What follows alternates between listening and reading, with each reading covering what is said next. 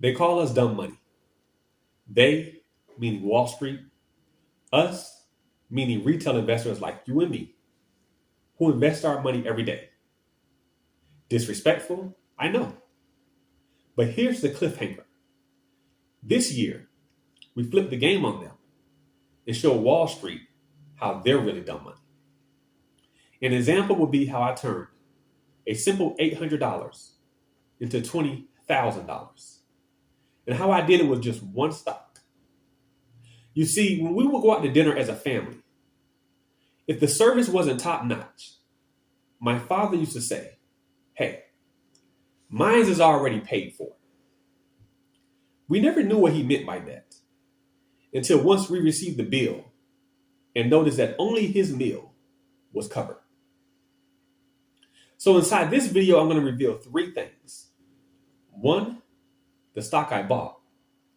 Two, how that $20,000 is already paid for in terms of taxes without me paying $1. And three, how do I plan to scale that money even further? This is CG with Quiet Cashflow. And on this channel, we don't do fluff, nor do we do clickbait. We give proven strategies with clear execution. Stick around.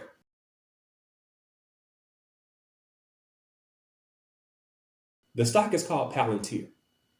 Put simply, what it does is it builds data operating systems tailored specifically for your company to make decision-making more efficient, faster, ultimately improving your bottom line. Wall Street hated the company when it first went public in 2020 at only $10 a share.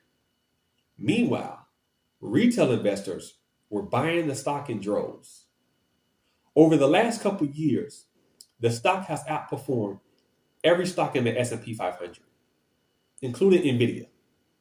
So the same lonely stock that was once sitting in the club, not being able to talk to anyone, ignored by everyone, is now being chased by Wall Street at $200 a share.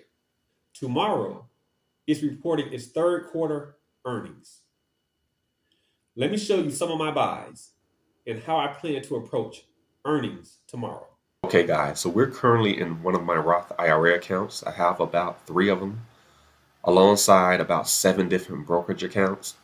I know it's kind of excessive, but you know, some old habits die hard. But when I was talking about the 20,000, half of those shares are inside this account. As you can see, it's a live account. I can click through it.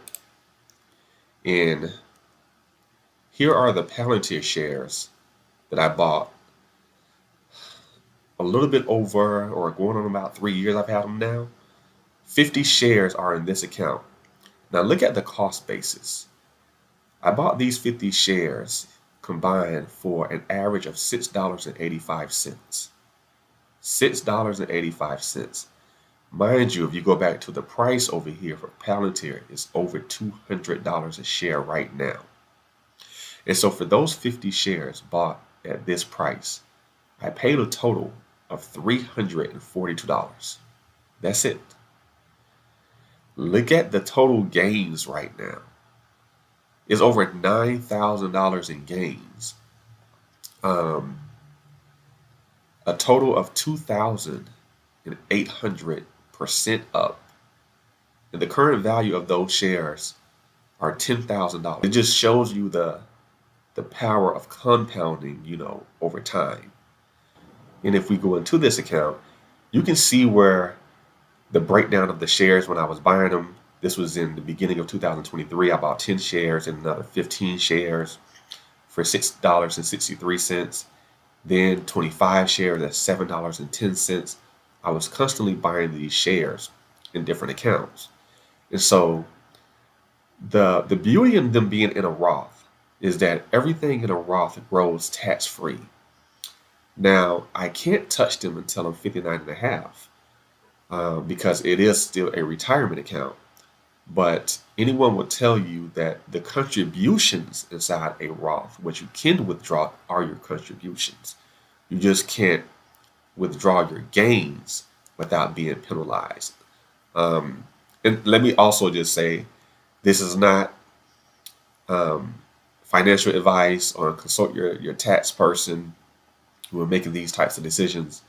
But anyone would tell you that Roth, it grows tax free and you can withdraw your contributions. That's what makes it such a dynamic account. And even if you make over a certain threshold for a Roth, you have something called a backdoor Roth that still allows you to make contributions. The contributions they set is only like about $7,000 a year. So they restrict how much you can put into these types of accounts. But if you can contribute as much as possible over the years, they can become very powerful when it's time for you to take them out. And I plan to do a separate video on its own, just on the Roth IRA, to show you guys how powerful that Roth can be. And as you can see, outside of those shares and just this account in total, I'm up 69% alone this year. Over the past year, I'm up 100%. Past 3 years, I'm up over 330%. So, like I say, they restrict how much you can put into these accounts, but over time, they can compound greatly. This is just one of my Roth IRAs, but before I go over to Robinhood and show you guys the rest of the Palantir shares, I just want to make this one very important point. If you don't take anything else from this video, remember this. When you first start building out a position in a company, and you know it's a good company, you've done your due diligence, you've sat in on the conference calls, you've studied the CEO, you've see how that company is scaling their business, being innovative, creating more profits. What you don't want to do is start selling those shares too quickly. It's very important. Now, I believe in taking profits. Taking profits is a different thing. That's just making sure that that position don't get too big in comparison to the rest of your account. But completely selling out the company completely, that you don't want to do that if that company is in the beginning stages of growth. And I've done that on a few of my positions. I remember I did. I'll never forget it. A few years ago, it was Palantir, it was Robinhood, and another company. They were all sitting around the same price range, between $6 to $10 a share. What I did was I went with the highest conviction stock, which was Palantir, because I felt that company was gonna have the most impact, in our country. And so I went with Palantir. But Robinhood, what it did this year was even greater, So I had to kind of scale back on Robinhood. I did buy some Robinhood shares as well. I got those spread throughout different accounts. But had I sold most of my Palantir shares, I would have been very upset. And to be honest, when you're selling shares and that company is growing, you regret selling every single share, So make sure you guys remember that. Don't sell your shares too early when you know that company is growing. And now, if it's an ETF, that's completely different. Like the S&P 500, I never sell that. I don't care what happens. And no matter what anybody tell you guys, over time, the S&P 500, it has to go up. It has to, because the economy is built around it.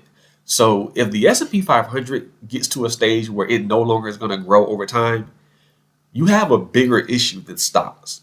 That means something is happening with the U.S. economy, and we're no longer the dynamic superpower that we are. And that's a bigger problem than stocks. But let me go over to Robinhood and show you guys the rest of the shares. And if we come over to Robinhood, it was no different. This is where I have some of my other shares, where I just was buying them back in 2021. There's 10 shares at $31, another 10 shares at $33, then 5 shares, 10 shares, 15 shares. This was all in the $25 range. I started being very, very thorough with them. 10 shares, 10 shares, 10 shares. At one point, I even did 50 shares at $26. And here's where I bought the 50 shares for a little bit over $10, totaling $500 for the shares. If you combine these 50 with the other 50 in the Roth, that was like $300. That's $800 for 100 shares that are now worth $20,000. And so my approach to buying shares, guys, are just what's called dollar cost averaging, meaning you're buying shares on a consistent basis, whether it's every month, every week, sometimes even every day, whatever fits your lifestyle the best.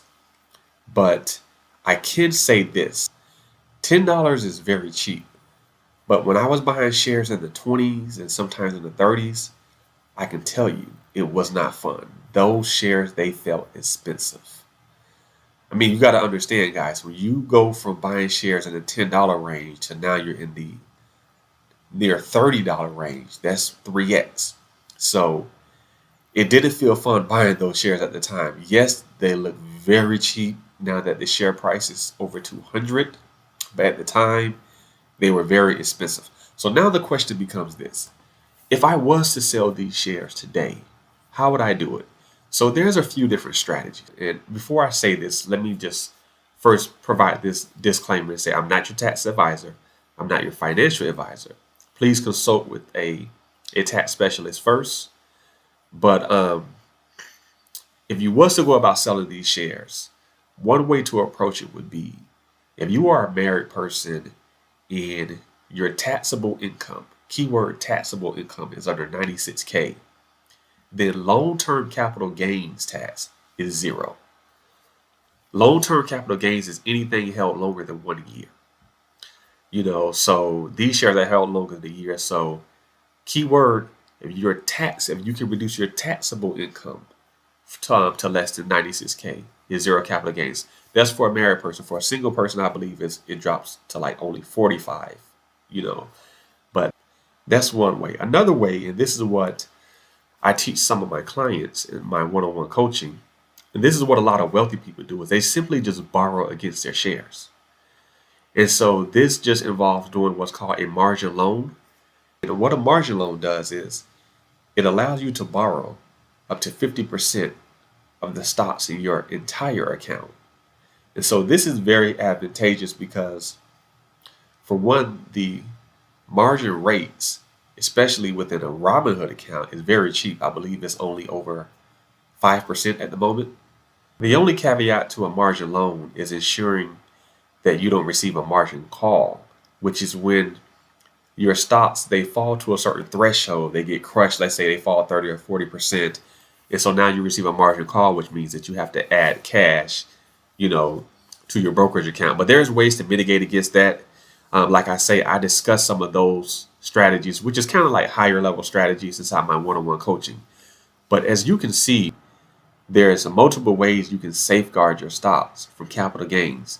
And you may not think it's a big difference when you're trying to save on $15,000 or $20,000. But once you reach $100,000 or even greater in capital gains, you're going to appreciate these strategies a whole lot more. So in terms of the earnings tomorrow for Palantir and what I'm going to do with this stock, I'm going to do what's called a covered call.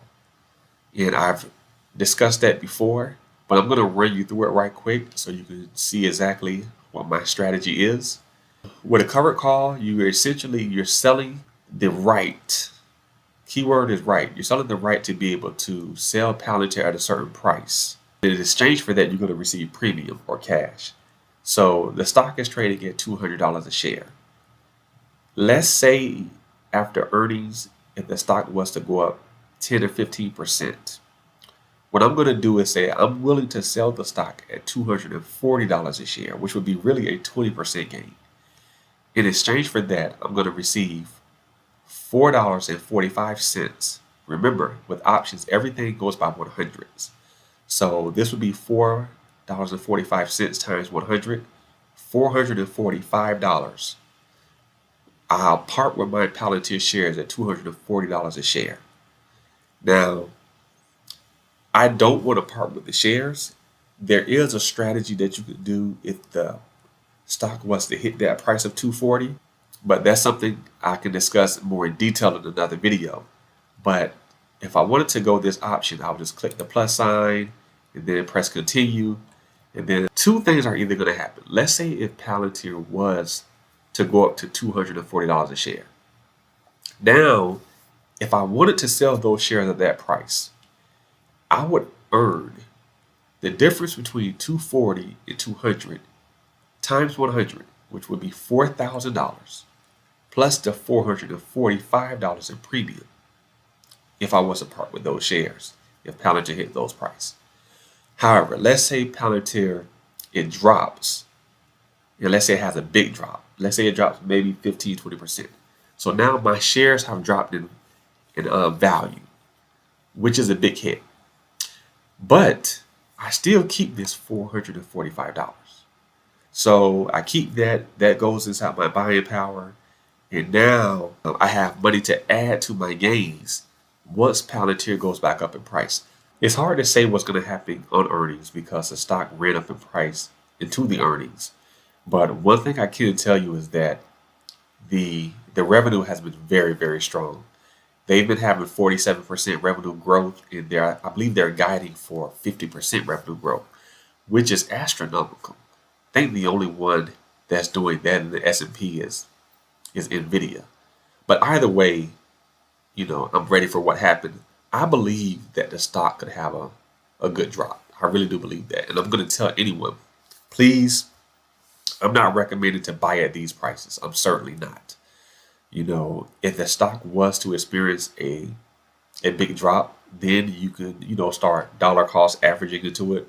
But the stock is very, very expensive from a PE ratio and, other different metrics. But the one thing I know for sure is that the growth is on a different level. And I'm hoping they can deliver what the Magnificent Seven delivered last week. I told you guys about the Magnificent Seven, and 5 of those companies reported their earnings. They were all strong. There was one caveat that happened with Meta, but the people who sold off Meta, I don't know what they were thinking. Every now and then, the stock market gives you a gift, and I believe they gave a gift on Meta. So I'm starting to buy that stock up. But if you enjoy these types of strategies, make sure you give this video a like. Be sure to comment and subscribe, and I'll see you guys in the next video.